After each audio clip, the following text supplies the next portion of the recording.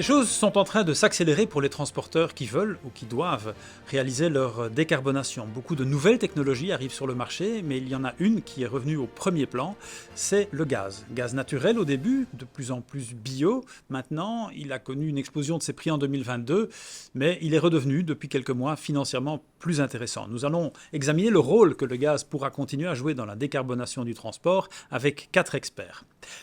Didier Hendrix, vous êtes responsable des marchés de gaz chez Gaz.be. Peut-on dire aujourd'hui que le marché du CNG-LNG est redevenu normal ? Disons, il n'est pas encore revenu normal, mais les voyants sont au vert. On voit de nouveau plus de commandes, les camions se remettent à rouler, on va dire. Les prix sont maintenant redescendus à un niveau extrêmement bas. Donc je dirais que c'est plutôt une évolution positive. Maintenant, le travail, c'est aussi de regagner la confiance des consommateurs, des clients, et de pouvoir aussi étendre le scope du GNL à de nouveaux transporteurs, à de nouveaux clients. Donc je dirais voilà, on est à nouveau dans la bonne direction et on peut se reposer sur l'exemple européen où le développement du GNL est vraiment très très spectaculaire. Alors en parlant de clients, Philippe Bonvoisin, vous êtes responsable financier chez Jost, un transporteur qui a beaucoup investi dans le LNG. Quel potentiel voyez-vous encore pour cette forme de propulsion alternative ?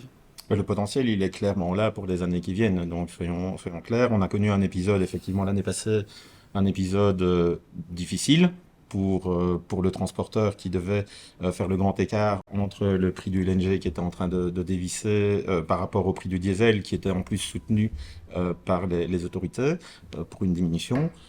Ici, comme on vient de le dire, le prix du LNG est en train de rediminuer et on voit que sur des courbes long terme, ce LNG est en train de se stabiliser à un prix plus élevé qu'avant, mais qui est toujours opérationnellement et financièrement viable. Et donc, a priori, il n'y a pas de raison de ne pas continuer à investir dans ce modèle-là.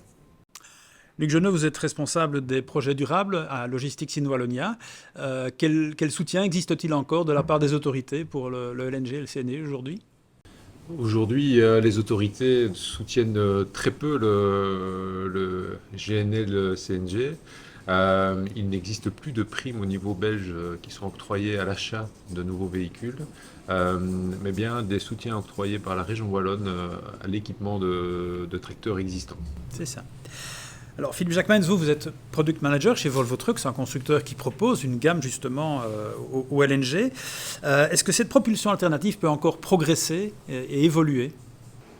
Absolument, et ce sera même le cas cet automne où nous allons proposer une nouvelle génération de moteurs GNL qui consommera 4% en moins par rapport à la génération précédente.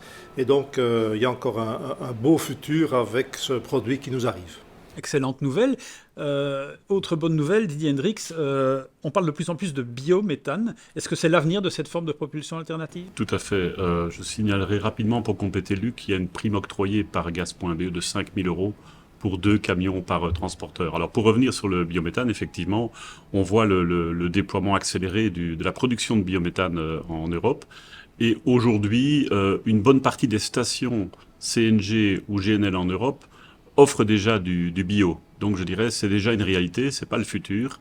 Et cela va en s'accélérant. Donc pour la Belgique, à terme, on peut imaginer que une bonne partie, peut-être plus de 50% des stations délivreront du bio-CNG, du bio-GNL. Donc il y a suffisamment de matières premières, de potentiel. Donc c'est vraiment l'avenir pour une décarbonation rapide.